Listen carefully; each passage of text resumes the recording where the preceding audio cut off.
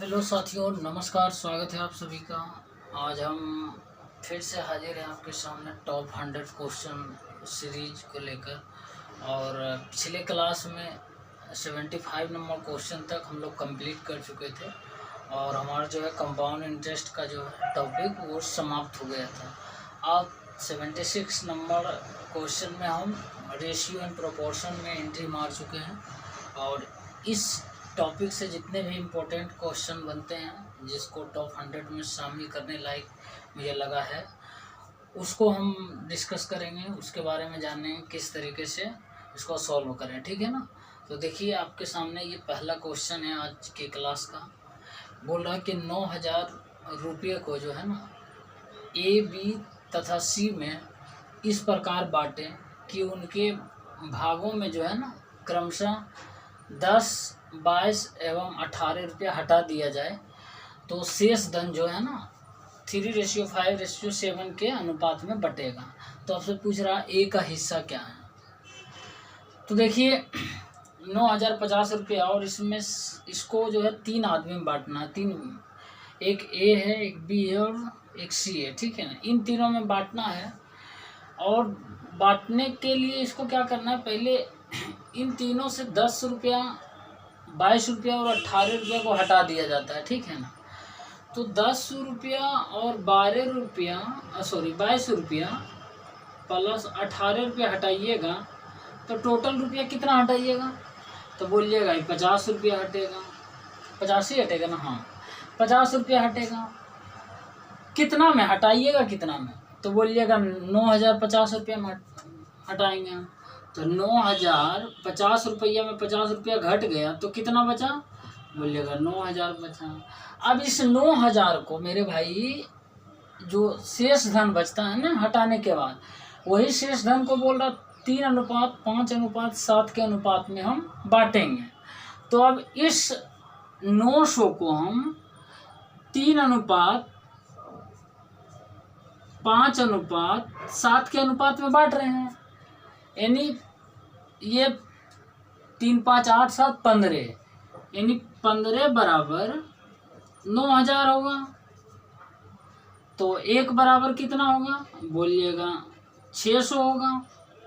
एक बराबर 600। तो आपसे पूछ रहा है ए का हिस्सा, तो ए का हिस्सा कितना है, 3 है।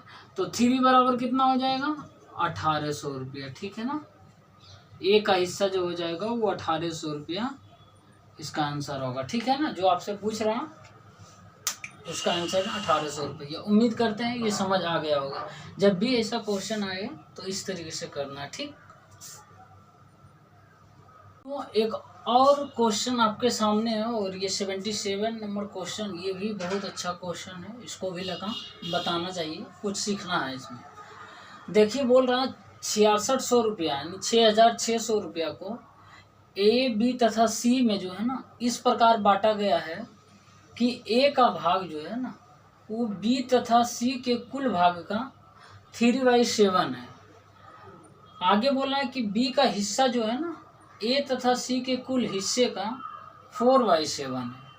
तो पूछ रहा आपसे प्रत्येक का हिस्सा निकालने के लिए ए, बी और सी का क्या हिस्सा है। ठीक है ना। तो देखिए बहुत ही सिंपल सवाल है। बोल रहा है का ए का भाग जो है ना, ए का भाग मेरे भाई बी तथा सी के कुल भाग का, बी तथा सी यानी बी प्लस सी के कुल भाग का 3/7 है।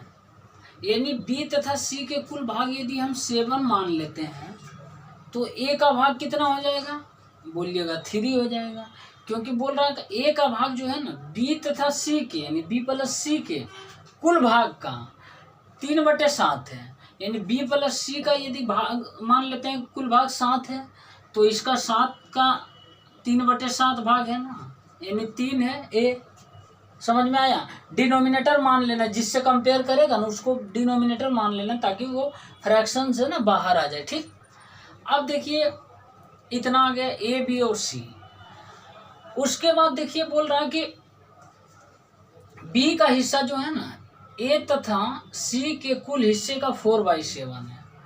अब देखिए यहाँ पर बोल रहा है कि बी का हिस्सा जो है ए तथा सी के कुल हिस्से का ए तथा यानी ए प्लस सी के कुल हिस्से का 4/7 ये है। यदि हम ए प्लस सी के को मान लेंगे कि 7 भाग है, 7 है, तो बी कितना हो जाएगा? बोलिएगा 4 है, यानी इसका 7 का ही 4/7 हुआ ना, तब जाके 4 आया। ठीक है ना, जिस तरीके से इसको किए ठीक उसी तरीके से ये भी हुआ।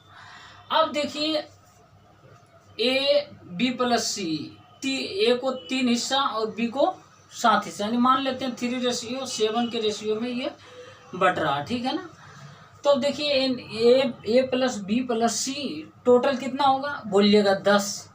10 जो है मेरे भाई वो कितना के बराबर होगा? तीनों में बांट रहे हैं तो बोलिएगा 6600 रुपया। ए बी और सी में बट रहा है ना, तो ए प्लस बी प्लस सी टोटल को कितना 10 हो जाएगा। 10 बराबर 6600 हो जाएगा। तो एक बराबर कितना होगा? बोलिएगा 660। तो हम यहाँ ए का निकाल ले मान, ए तो यहाँ निकल जाएगा, बी प्लस सी में दोनों को निकलेगा, लेकिन पार्टिकुलर बी और सी का हमसे नहीं निकलेगा अभी फिलहाल। तो हम 3 बराबर कितना मान हो जाएगा? यानी ए का हिस्सा, यानी ए जो है मेरे भाई ये 3 बराबर हो जाएगा। 0 मल्टीप्लाई कर देंगे, छोटिया 18 के 8 बाकी 1, छोटिया 18 19। ठीक है ना, 1980 फिर से लिख देते हैं। ए बराबर यानी 3 बराबर हो जाएगा 660 गुने 3 बराबर हो जाएगा 0, छोटिया 18 के 8 बाकी 1, छोटिया 18 19, 1980 आ गया। ठीक है ना, अब देखिए 1980 ये आ गया मेरे भाई। उसके बाद फिर अब देखिए अब इसमें चलेंगे, इस पार्ट में जो बी भी शामिल है, ए भी है, सी भी, यानी ए प्लस बी प्लस सी इसमें भी तीनों है। अब इस 4:7 को हम जो है कितना रुपया में बांटेंगे? 6600 रुपये में फिर बांटेंगे, यानी दोनों का वैल्यू कितना है? बोलिएगा 11। 11 किस बराबर कितना हो जाएगा? तो 66 हो जाएगा। 6600। तो एक बराबर कितना होगा? 600। तो बी का मान हम निकाल ले, बी यानी 4 बराबर हो जाएगा 2400 हो जाएगा ना, 4 बराबर 2400। अब देखिए इसको मैं रेड मार्कर से बॉक्स में डाल देता हूँ। ठीक है ना, अब देखिए आप अब पूछ क्या रहा है? प्रत्येक का हिस्सा। आपसे ए का हिस्सा मिल गया 1980 रुपया, बी का हिस्सा मिल गया 2400 रुपये, तो सी का हिस्सा नहीं मिलेगा। Total A plus B plus सी जो है 6600 रुपया को बांटना है, 6600 ए बी और सी में। तो ए का हिस्सा इतना मिल गया, बी का हिस्सा इतना मिल गया, तो अब इसमें से इन दोनों के जोड़ को घटा देंगे तो निकल जाएगा ना। तो देखिए अब घटाते हैं तो ये कितना हो जाएगा? 4380 रुपया हो जाएगा। ये दोनों जोड़ेंगे तो ये ए और बी को जोड़ेंगे तो कितना हो जाएगा? 0 8 9 4 13 3 बाकी 1 2 3 1 4, ये हो जाएगा ए प्लस बी हो जाएगा। अब सी निकालना है तो 6600 माइनस 4380, तो ये हो जाएगा सी बराबर मेरे भाई ये 0 हो जाएगा, ये 2 हो जाएगा और ये आपसे 2 हो जाएगा और ये 2 हो जाएगा। ठीक है ना, इतना हो जाएगा। ठीक है ना, 3 2 5 1 6 4 2 6। ठीक है, तो सी का मान इतना आ गया। ठीक, 2220 रुपया आ जाएगा। बस यही तो आपसे पूछ रहा, तीनों का हिस्सा समझ में आ गया। जब भी ऐसा क्वेश्चन आए इस तरीके से करना, पहले ए किसी एक खास का निकाल लेना, फिर बी का निकाल लेना, फिर सी का। ठीक है ना। तो 78 नंबर क्वेश्चन, ये भी अच्छा क्वेश्चन है, थोड़ा सा लेवल का है। इस क्वेश्चन को देखिए और इसमें कुछ सिखाना है आपको है, तभी इस क्वेश्चन को डालें। बोल रहा कि 117 रुपया जो है ना, इसको 3 व्यक्ति ए बी तथा सी में 1/2 रेशियो 1/3 रेशियो 1/4 के अनुपात में जो है रेशियो में बांटा जाना था। ठीक, लेकिन क्या किया वो गलती से है ना, उसको 2:3:4 के रेशियो में वो बांट दिया, डिवाइड कर दिया। तो आपसे पूछ रहा है इस गलती के कारण जो है ना किसको सबसे अधिक और कितने रुपए का फायदा हुआ? कितने का फायदा हुआ मतलब कितने रुपए का फायदा हुआ? तो देखिए जब भी ऐसा क्वेश्चन रहे ना तो पहले देख लीजिए असल में बांटना कितने में था। तो आप बोलिएगा बांटा जाना था असल में 1/2 रेशियो 1/3 रेशियो 1/4, लिख लेते 1/2 रेशियो 1/3 रेशियो 1/4, इसमें बांटा जाना था। अब देखिए मैं आपको हमेशा बताता हूँ, जब भी फ्रैक्शन का क्वेश्चन आए ना, उस फ्रैक्शन को जितना हो सके संभव आप उसको होल नंबर में बदलने का प्रयास कीजिए, उस फ्रैक्शन को हटाने का कोशिश कीजिए, क्योंकि फ्रैक्शन हटेगा तो आपका कैलकुलेशन जो है ना बूस्ट कर जाएगा, तेज हो जाएगा, और फ्रैक्शन डालने के बाद थोड़ा कैलकुलेशन धीमा हो जाएगा। तो देखिए इस फ्रैक्शन को हटाने के लिए क्या करना पड़ेगा, इसके डिनोमिनेटर जो है यानी हर, जितने भी हर है इन सभी का एलसीएम लेना पड़ेगा, और एलसीएम लेकर जो है इन सब भिन्न में फ्रैक्शन में मल्टीप्लाई करना। तो 2 और 3 और 4 का एलसीएम लेंगे तो कितना होगा, बोलिएगा 12। तो इन सभी में 12 से मल्टीप्लाई कर देंगे मेरे भाई, इन सभी में 12 से मल्टीप्लाई कर देंगे, तो अब हो जाएगा ये 6/4/3। अब असल में मेरे भाई ये 1/2 रेशियो 1/3 रेशियो 1/4 के रेशियो में नहीं बांटना था, भूल जाओ कि उतना में बांटना भी था। अब ये याद रखो कि 6/4/3 के अनुपात में बांटना था, लेकिन उसने मेरे भाई गलती से जो है ना वो 2/3 के अनुपात में बांट दिया। मान ले इतना में बांटना था, तो देखते हैं कितना रुपया मिला होगा सबको, तीनों को, ए बी और सी। 6 4 10 3 13, यानी 13 बराबर मेरे भाई 117 रुपये में ही बांटना था, तो 1 बराबर होगा 9। अब ए बी और सी को देख लेते हैं कितना मिलता है इसमें। तो ए को मिलेगा, बोलिएगा ए को मिलेगा, यहाँ पर ए को मिलेगा 6 × 9 हो जाएगा 54। बी को मिलेगा कितना, यहाँ लिख देते हैं 54। बी को कितना मिलेगा, बी को 9 × 4 36 मिलेगा। सी को कितना मिलेगा मेरे भाई, 9 × 3 27 मिलेगा, ठीक है ना। अब इतना रुपया असल में उसको देना था इन सभी को, ए को 54 रुपये, बी को 36 रुपये और सी को 27 रुपये, ठीक है ना। लेकिन उसने गलती से क्या किया, इस रेशियो में बांट दिया। अब गलती से 2/3/4 के अनुपात में बांट दिया, यानी 3 2 5 4 9 बराबर कितना हो जाएगा, इतना रुपये में बांटना था, 117 रुपया टोटल, तो 9 बराबर 117 हो जाएगा मेरे भाई, 1 बराबर 13 हो जाएगा, ठीक है ना। अब देखो गलती से कर क्या दिया, 2/3/4 के अनुपात में बांटा, मतलब अब इसमें देखते हैं कितना रुपया मिल रहा था गलती के कारण। तो ए का बोलिएगा 26 रुपये मिल रहा है मेरे भाई, बी का बोलिएगा 3 × 13 39 मिल रहा है, और सी को जो मिल रहा है मेरे भाई वो जो है आपका 52 रुपये मिल रहा है, ठीक ना। अब देखो असल में उसको इतना में बांटना था ना, 54 36 और 27 में बांटना था असल में इतना में, लेकिन वो गलती से इतना में बांट दिया। तो अब पूछ रहा है किसको सबसे अधिक और कितना रुपए का फ़ायदा हुआ, यानी ए को 54 रुपया देना था लेकिन 26 रुपया उसको मिला, यानी ए को तो घाटा हो गया ना, 28 रुपये का घाटा हो गया। और बी को 36 रुपया देना था लेकिन उसको 39 रुपया मिल गया, यानी इसको फ़ायदा हुआ कितने का, 3 रुपये का फ़ायदा। अब देखो सी को कितना देना था, असल में 27 रुपया देना था, लेकिन सी को 52 रुपये मिल गया मेरे भाई, तो कितने रुपए का फ़ायदा हुआ, तो बोलिएगा 25 रुपये का, यानी सबसे ज़्यादा मेरे भाई इसी को 25 रुपये सी को फ़ायदा हुआ, तो कितने का होगा, तो बोलिएगा 25 रुपये का फ़ायदा हुआ, ठीक है ना। ऐसे होगा इस क्वेश्चन का अप्रोच, ठीक है ना। अब उम्मीद करते हैं ये समझ आया होगा, तो इस तरीके से करना है, ठीक है ना। मेरे सिखाने का पर्पस इस क्वेश्चन में यहाँ पड़ता है, ठीक है ना, इस फ्रैक्शन को हटाना है, ठीक है ना, मान लेना है असल में ये कहना था मेरे को, मतलब क्वेश्चन में ये बोल रहा ना कि इतना, ठीक है ना। उम्मीद करते हैं ये समझ आया होगा। भाई एक और क्वेश्चन है, ये भी बहुत अच्छा क्वेश्चन है, देखिए इसको करिए खुद से वीडियो पॉज करके। बोल रहा कि 14,400 रुपया को 4 आदमी है ए बी सी डी में इस प्रकार बांटा गया कि ए तथा बी का कुल भाग जो है ना वो सी तथा डी के कुल भाग का 3 गुना है, और आगे बोला कि बी का जो भाग है ना वो सी के भाग का 4 गुना है। फिर उसके आगे बोला सी का भाग जो है ना डी के भाग का 1.5 गुना है। तो आपसे पूछ रहा प्रत्येक का हिस्सा कितना है वो निकालिए। देखिए जब भी ऐसा क्वेश्चन रहे ना, कंपैरिजन जब भी हो ना, तो सबसे लास्ट वाला जो टर्म होता है, सबसे लास्ट वाला चीज़ होता है ना, उससे हम लोग उसको बेस मानते हैं, उसको पकड़ते हैं, उसी से होते हुए धीरे धीरे लिंक होते हुए हम एकदम पहले तक पहुंच जाते हैं। अब देखिए 4 व्यक्ति है, ए है, बी है, सी है और डी है। इन चारों के बीच जो है 14,400 रुपये का बंटवारा करना है।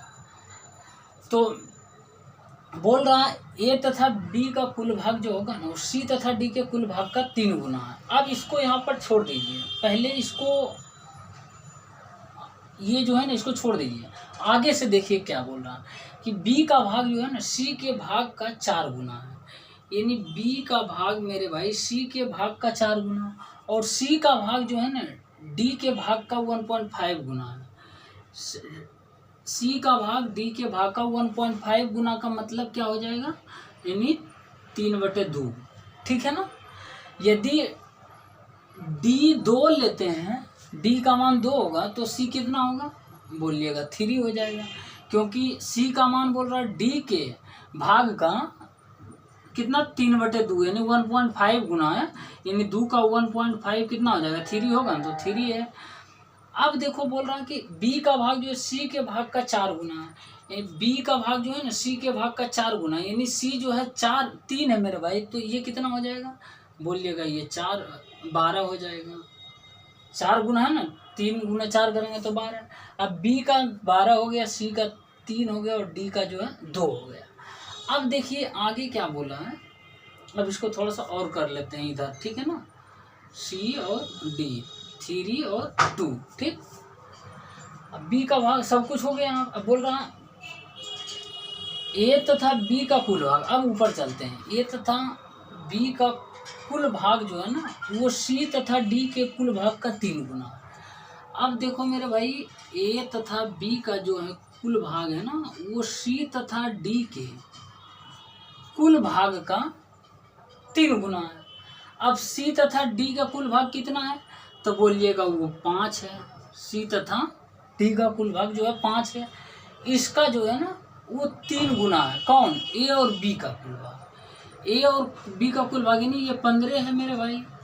अब 15 देखो ए प्लस बी 15 है और बी का मान यहाँ 12 है, तो ए कितना होगा, तो ए बोलिएगा हो जाएगा यहाँ पर 3 हो जाएगा। ए बराबर 15 माइनस 12 बराबर 3 हो जाएगा। अब देखो यहाँ पर आ गया है ए का मान फाइंड हमको फाइनली करना था, तब A ratio B ratio 3 ratio निकाल लेंगे और बांट लेंगे इतना, ठीक है ना। ए का ही निकालने का पर्पस ये इतना करना था। अब देखो मेरे भाई आपसे ए निकल गया ये 3, बी 12, सी 3 और डी 2, यानी A ratio B ratio C ratio D हम लिख सकते हैं 3 रेशियो 12 रेशियो 3 रेशियो 2, इतना लिख सकते हैं। अब इस रेशियो में हमको 14,400 रुपये को बांटना है, तो इसको जोड़ते हैं 18 2 20 हो जाएगा, 12 3 15 3 18 2 20, यानी 20 बराबर मेरे भाई ये हो जाएगा 14,400, तो 1 बराबर हो जाएगा कितना 7 2 720, इतना ही होगा ना, हाँ 720। अब पूछ रहा है प्रत्येक का हिस्सा, तो ए का हिस्सा हो जाएगा 3 बराबर 720 इंटू 3 बराबर 0 3 दूना 6 7 21, 2160 हो जाएगा, ठीक।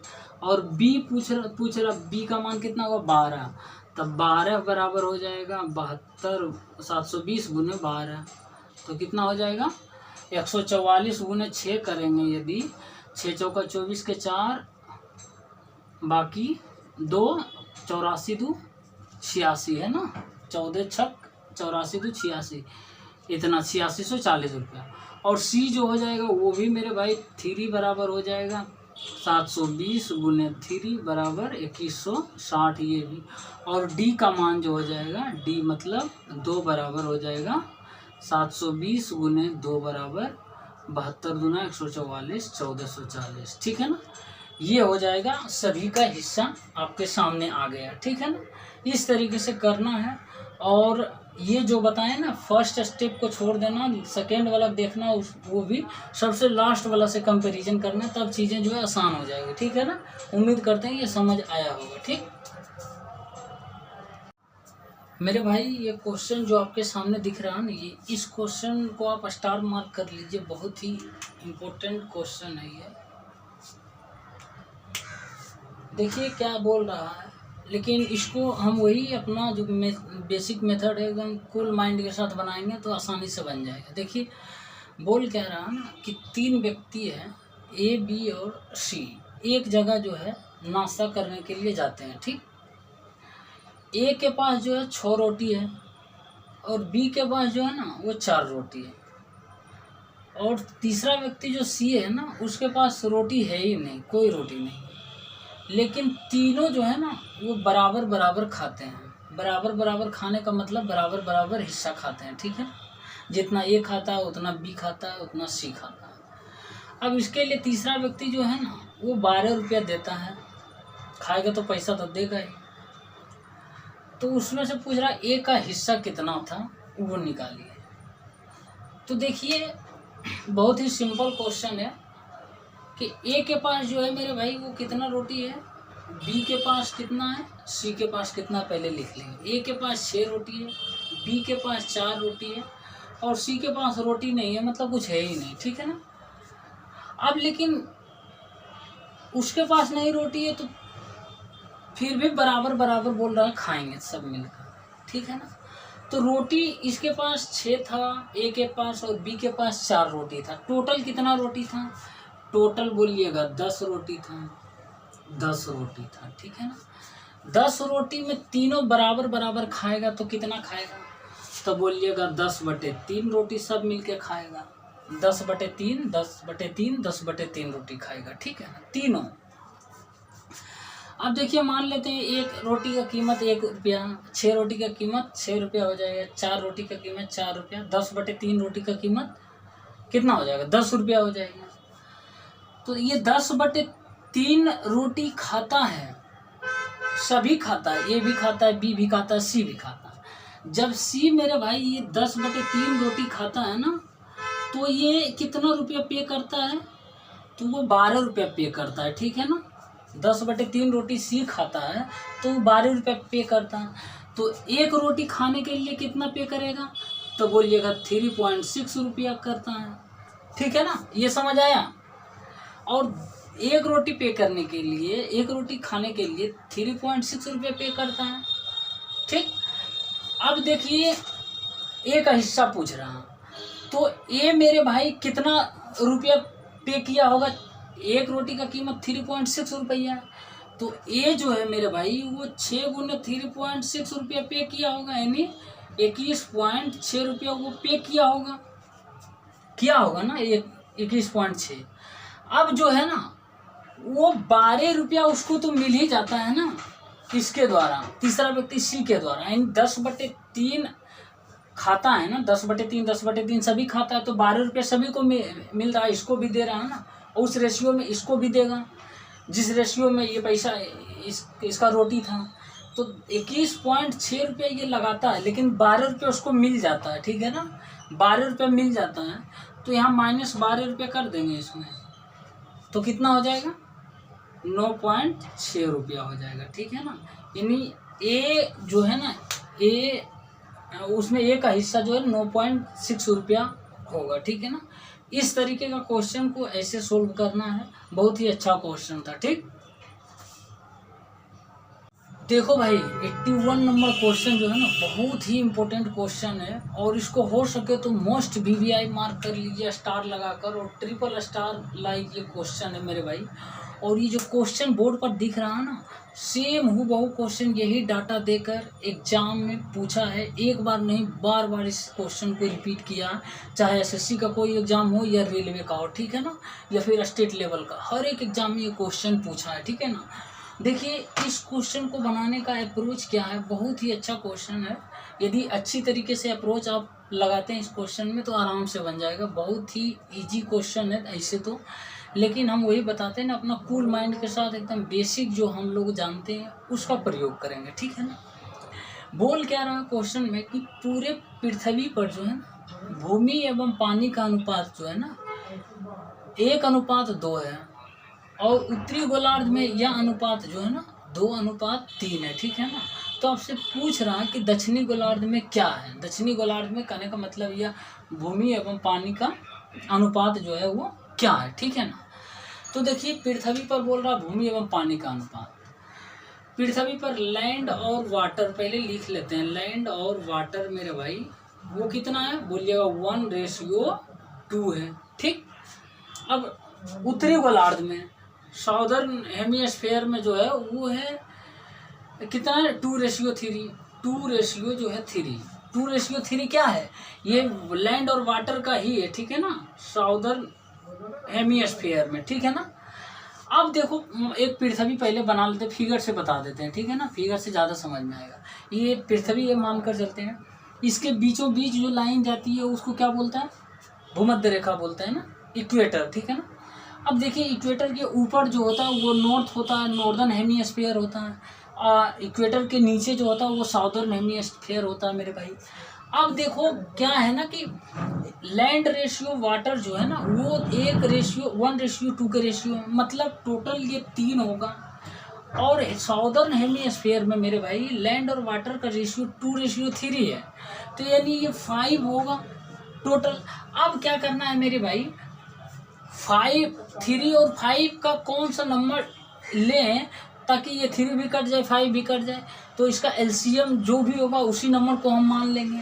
तो इन सब दोनों का एलसीएम होगा तो 15 हो जाएगा, ठीक है ना। अब देखो बोल रहा क्या है ना, अब भूल जाओ कि 15 मान लो कि साउदर्न हेमिस्फीयर में लैंड और वाटर का है, ठीक है ना। 15 साउदर्न हेमिस्फीयर में होगा तो नॉर्दर्न में कितना हो जाएगा, नॉर्दर्न में भी 15 हो जाएगा, ठीक है ना। ये 15 है तो ये भी 15 हो जाएगा, ठीक है ना।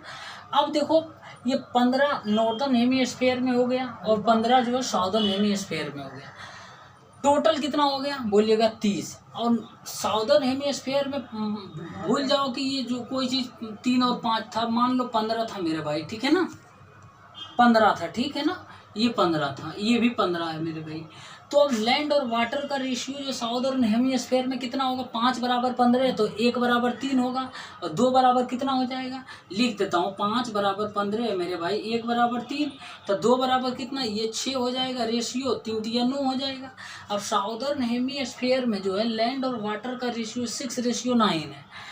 अब इसमें जो है मेरे भाई पूरे पृथ्वी पर जो है ना वो कितना है, अब देखिए क्या है, यहाँ पर 30 हो जाएगा ना पूरे पृथ्वी पर, ये 30 हो जाएगा पूरे पृथ्वी पर। पूरे पृथ्वी पर ये लैंड और वाटर के रेशियो 3 है ना पूरे पृथ्वी पर, 15 उधर 15 इधर, 30 हो गया। तो 3 ये मेरे भाई 30 हो जाएगा, तो 1 10 हो जाएगा, ये 10 हो जाएगा तो ये 20 हो जाएगा ना। अब देखो मेरे भाई पूरे पृथ्वी पर जो है लैंड और वाटर का रेशियो 10:20 है ना, लेकिन साउदर्न हेमिस्फीयर में 6:9 है। तो नॉर्दर्न हेमिस्फीयर में कितना हो जाएगा, इसमें से घट जाएगा, 10 में से 6 घट जाएगा, तो नॉर्दर्न हेमिस्फीयर में लिख देता हूँ लैंड और वाटर का रेशियो मेरे भाई वो हो जाएगा 10-6 रेशियो, ये 20-9 हो जाएगा ना। तो ये कितना हो जाएगा 4:11। इस क्वेश्चन को एकदम याद कर लीजिए, हो सके तो इसका आंसर आप रट लीजिए, ठीक है ना। 4:11 होता है, यही डाटा हूबहू देता है, ठीक है ना। इस तरीके से आपको करना है, ठीक। उम्मीद करते हैं ये समझ आ गया होगा। अब देखिए 82 नंबर क्वेश्चन, ये भी अच्छा क्वेश्चन है। बोल रहा है कि सोना पानी से जो है ना 19 गुना भारी है, ठीक है ना, और तांबा जो है पानी से 9 गुना भारी है। तो दोनों को किस अनुपात में मिलाया जाए ताकि मिश्रण जो है ना वो पानी से 15 गुना भारी हो जाए। अब देखिए जहाँ भी दोनों आ जाए या फाइनल जो है इतना बढ़ जाए या इतना गुना हो जाए, उन दोनों का जहाँ भी आए ना तो वहाँ पर एलिगेशन मेथड का सोचना है, ठीक है ना। अब देखिए बोल रहा आराम से वही अपना बेसिक मेथड जो वो बनाएंगे, ठीक है ना। बोल रहा सोना AU, सोना को AU से हम डिनोट करते हैं, ठीक है ना। AU जो है वाटर से 19 गुना भारी, यानी वाटर 1 है तो Au यानी सोना जो है 19 हो जाएगा मेरे भाई। अब जो है तांबा पानी से 9 गुना भारी, यानी कॉपर जो है ना वो वाटर से 9 गुना भारी है, यानी वाटर 1 है तो कॉपर 9 हो जाएगा। अब देखो उन दोनों को किस अनुपात में मिलाया जाए कि मिश्रण जो है ना, मिश्रण यानी मिश्रण क्या करते हैं, ये बीच में लिखते हैं मेरे भाई, लिखते हैं ना मिश्रण, यही तो लिखते हैं ना। मिश्रण जो है 15 गुना भारी हो जाए, यानी 15 गुना भारी हो जाएगा।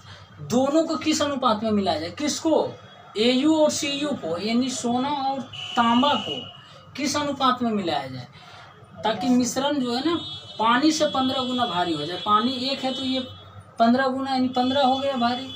अब इन दोनों को मिलाएंगे मेरे भाई Au और Cu को, तो Au पानी से कितना गुना भारी था, तो बोलिएगा 19 गुना। ये Cu कॉपर जो है तांबा वाटर से कितना गुना भारी था, तो बोलिए 9 गुना। बस हो गया। अब इसी का तो पूछ रहा है, अब रेशियो निकालेंगे 6:4, तो इसको हम काटेंगे तो 3:2 के रेशियो में इसको हम मिलाएंगे, ठीक है ना। तब जाकर जो है ना वो मिश्रण जो है पानी से 15 गुना भारी हो जाएगा, ठीक है ना। इसका आंसर ये होगा। ये अप्रोच रहना चाहिए, इस तरीके से कर देना, ठीक है ना। क्वेश्चन को बहुत ही इजी था, उम्मीद करते हैं समझ आ गया होगा मेरे भाई। 83 नंबर जो क्वेश्चन आपके सामने है, ये भी बहुत ही इम्पोर्टेंट क्वेश्चन है रेशियो एंड प्रोपोर्शन का, और इस क्वेश्चन को भी आप स्टार मार्क कर लीजिए। जो भी रेशियो चैप्टर का क्वेश्चन बता रहे हैं सब इम्पोर्टेंट क्वेश्चन है। देखिए बहुत ही अच्छा क्वेश्चन है मेरे भाई, और आप भरोसा कीजिए इस क्वेश्चन को आप जब समझ लीजिएगा, मैं बताऊंगा तो आप एग्ज़ाम हॉल में एकदम आराम से कर आइएगा। उस वक्त हमें याद कीजिएगा ज़रूर, क्योंकि मुझे पता है इस क्वेश्चन में बहुत सारे स्टूडेंट फंस जाते हैं। देखिए बोल क्या रहा कि हीरे का मूल्य जो है ना उसके भार के वर्ग का समानुपाती है। एकदम आराम से सोचकर बनाना है, इजी से बन जाएगा, ठीक है ना। बोल रहा है एक हीरा गिरकर जो है ना 4 टुकड़ों में बदल जाता है। टुकड़ों के भारों का अनुपात जो है ना मेरे भाई वो है 1:2:3:4 है, ठीक। टूटने के कारण दुकानदार को जो है वो 1,40,000 रुपये का घाटा होता है। तो पूछ रहे हैं हीरे का मूल्य कीमत क्या है, यानी टूटने से पहले क्या है। तो देखिए हीरा जब गिरता है टूट जाता है तो उसका टुकड़ा मेरे भाई 1:2:3:4 में बदल जाता है। यानी टोटल कितना, इस टुकड़ा को हम जोड़ेंगे तो टोटल कितना था, बोलिएगा 10 था ना। मान लेते हो कोई भी कुछ भी 10 ग्राम ले लो, 10 उसका भार के वर्ग के समानुपाती है, तो इसका भार मान लेते टोटल 10 था। यही 10 जो है ना इस रेशियो में टूट गया, गिरा था। उस वक्त 10 था मेरे भाई, तो इसका मूल्य कितना होगा, तो बोलिएगा 10 का स्क्वायर होगा, क्योंकि यहाँ बोल रहा उसके भार के वर्ग का समानुपाती था, यानी 100 था, 100 रुपये कीमत था मेरे भाई, ठीक। अब देखो टूटकर 4 टुकड़ों में बिखर गया, और इस 4 टुकड़ा जो है 1:2:3:4 के अनुपात में बढ़ गया। अब ये टुकड़ा भी जो ये अपना जो टूटा है इसका भार, इसका तो भी वर्ग के समानुपाती में होगा ना, यानी इसका भी 1 का स्क्वायर होगा मेरे भाई, फिर इसका भी 2 का स्क्वायर होगा, फिर इसका भी 3 का स्क्वायर होगा, फिर इसका भी 4 का स्क्वायर।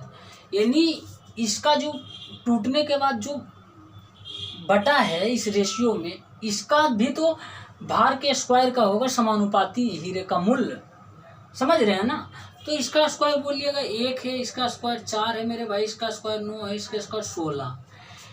इन तीनों के स्क्वायर को यदि हम जोड़ते हैं, अब बोलिएगा जोड़ेंगे क्यों, क्योंकि अब जो टूटा है इन सभी के भार को जोड़िएगा तब तो जाकर वो हीरे का मूल्य आएगा ना। तो अब इन सभी को हम जोड़ते हैं मेरे भाई, तो कितना हो जाएगा, बोलिएगा 29 आ गया, ठीक है ना। अब हम स्क्वायर कर चुके हैं, फिर स्क्वायर नहीं करेंगे इसके तरह 10 के तरह, क्योंकि पहले जो है ना जो 10 था, वो जो मेन टुकड़ा बड़ा वाला था ना वो 10 था, ठीक है ना। और वो टुकड़ा अपने भार के स्क्वायर के बराबर था यानी समानुपाती था, तो 10 के स्क्वायर यानी 100। अब जो है टूटा जो टुकड़ा इस रेशियो में, ये भी टुकड़ा अपने भार का स्क्वायर के समानुपाती होगा, तो ये 1 ग्राम का हो गया, ये 4, ये 9, ये 16, ठीक है ना।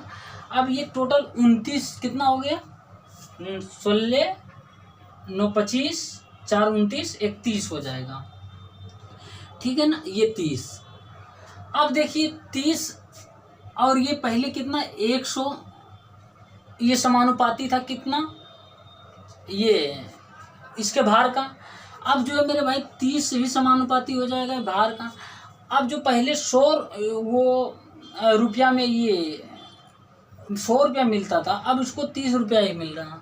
इन दोनों का अंतर मेरे भाई 70 रुपये का ही नुकसान हुआ ना, 70 रुपये का नुकसान हुआ। यही बोल रहा है दुकानदार को टूटने के कारण 1,40,000 का नुकसान होता है, यानी 70 का ही वैल्यू 1,40,000 होगा, यही तो नुकसान हुआ ना। तो एक का वैल्यू कितना हो जाएगा बोलिएगा, 2,000 हो जाएगा ना, 2,000, हाँ 300 ना 2,000। तो पूछ रहा हीरे का मूल्य कीमत, हीरे का मूल्य कीमत कितना था, तो इसके स्क्वायर के बराबर था यानी 100 था ना, तो 100 बराबर कितना हो जाएगा मेरे भाई, 100 बराबर 2, 5 शून्य कर देंगे, ठीक है ना। 2 लाख रुपये कीमत था हीरे का, ठीक है ना। पहले इस तरीके का क्वेश्चन को ऐसे बनाना है, ठीक है ना। पहले एक बड़ा टुकड़ा था और बड़ा टुकड़ा जो है वो टूटा 1:2:3:4 के अनुपात में, तो यानी ये टूटा होगा, टूटने से पहले टोटल 10 था, मान लेते हैं 10 ग्राम था, ठीक है ना। तो 10 ग्राम ये इसी के भार के स्क्वायर का समानुपाती होगा हीरे का मूल्य, तो मान लेते हैं 10 के स्क्वायर का यानी 100 के समानुपाती होगा हीरे का मूल्य। अब ये टुकड़ा टूट गया इस रेशियो में, इसका भी टुकड़ा टूटा हुआ टुकड़ा भी इसके स्क्वायर जो होगा, इसके स्क्वायर जितना वजन होगा वो भी हीरे के मूल्य का समानुपाती होगा। इन सभी के स्क्वायर को हम जोड़ेंगे 30 आया, तो पहले 100 था 30 हो गया, तो घाटा तो लगा 70 का, यही 70 1,40,000 के बराबर है। तो बेसिक जो हीरे का मूल्य था वो 100 के बराबर पूछ रहा, तो 2 लाख होगा, ठीक है ना। उम्मीद करते हैं ये समझ आया होगा। फिर से देखिए वीडियो एकदम पीछे करके, नहीं समझ आया तो फिर समझ आ जाएगा, ठीक मेरे भाई। 84 नंबर क्वेश्चन ये बहुत ही इम्पोर्टेंट क्वेश्चन है और अक्सर इस क्वेश्चन को एग्ज़ाम में पूछता है। और इस क्वेश्चन को देखिए हम किस तरीके से बनाएंगे, 2 मेथड से बताएंगे, जो मेथड आपको समझ लगेगा उस मेथड को आप अडॉप्ट कर लीजिएगा, ठीक है ना। बोल रहा है कि रहीम के पास जो है ना कुछ मुर्गी और गाय हैं, ठीक है ना। यदि सिरों की संख्या जो है 48 है और पैरों की संख्या 140 है, 140 है, तो मुर्गी की संख्या आपसे पूछ रहा है, ठीक। देखिए करना क्या है, पहले बेसिक मेथड बता देते हैं। श्याम के पास, रहीम के पास दो, एक मुर्गी है एक गाय है, तो लिख लेते हैं पहले मुर्गी और दूसरे में गाय। सिरों की संख्या मेरे भाई 48 है, मान लेते हैं मुर्गी की संख्या यानी मुर्गी के सिरों की संख्या या मुर्गी की संख्या x है, ठीक। तो गाय के सिरों की संख्या कितना हो जाएगा, यानी गाय की संख्या, तो बोलिएगा 48 - x हो जाएगा। यानी दोनों, तो बोल रहा है गाय और मुर्गी के सिरों की संख्या 48 है, इन दोनों के सिरों की संख्या जोड़िए, x + 48 - x कैंसिल 48 हो गया, यानी दोनों के सिरों की संख्या या दोनों की संख्या 48। अब देखिए बोल रहा पैरों की संख्या 140 है। अब मुर्गी ये जो है x है, x सिर मुर्गी के है, यानी मुर्गी की संख्या x है, तो हर एक मुर्गी का कितना पैर होता है, तो 2 पैर होगा। तो x मुर्गी होगा तो x × 2 कर देंगे, प्रत्येक में 2 पैर, तो x × 2 हो जाएगा। अब गाय के संख्या जो 48 - x है, यानी गाय के सिरों की संख्या या गाय की संख्या 48 - x है, तो एक गाय में कितनी टांग होती है, कितने पैर होते हैं, तो बोलिएगा 4। तो 48 - x गाय में 4 से मल्टीप्लाई कर देंगे, इतना टांग हो जाएगा। अब यही इसका टांग और इसका टांग मिलकर जो बोल रहा है 140 है, यानी 140 है, ठीक है ना। और पैरों की संख्या अब जोड़ देंगे, देखिए 2x प्लस हो जाएगा, ये 192 हो जाएगा, -4x बराबर 140। अब देखिए 2x बराबर कितना हो जाएगा, 52 हो जाएगा। आप कैलकुलेशन कीजिएगा, तो x बराबर मेरे भाई यहाँ हो जाएगा 26 हो जाएगा, ठीक है ना। x क्या माने थे आप, मुर्गी की संख्या माने थे ना, मुर्गी के सिरों की संख्या या मुर्गी की संख्या, तो x बराबर 26 आ गया। तो मुर्गी की संख्या आपसे पूछ रहा है 26। यदि गाय की संख्या पूछता तो 48 में 26 घटा देते तो कितना आ जाता, 22 आ जाता। ठीक है ना। अब देखिए ये मेथड आपको यदि समझ नहीं आया x वाला, तो आप इस मेथड को, आप इस क्वेश्चन को एलिगेशन मेथड से भी बना सकते हैं।